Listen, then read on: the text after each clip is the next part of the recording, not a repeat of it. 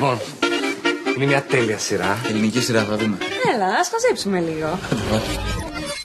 Έχουμε χαρά! Φέτος σας έχουμε νέα. Ναι, τι σημαίνει? Σημαίνει. Τι έγινε? Κοίτα με στα μάτια. Ακούω. Σ' ακούω. Νέα επεισόδια. Μπορείς να ηρεμήσεις. Δεν χωρίζουν τα ζευγάρια έτσι χωρίς λόγο. Νέα ζευγάρια. Μπούλι!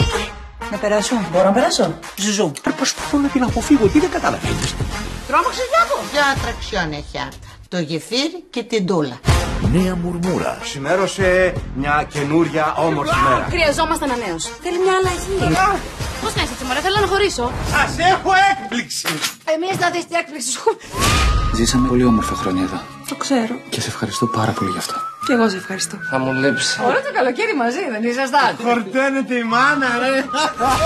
Δεν είναι αυτό που φαντάζομαι. Γεια σου, Κέτι. Κάποιοι θα μας αποχαιρετήσουν Έφυγα.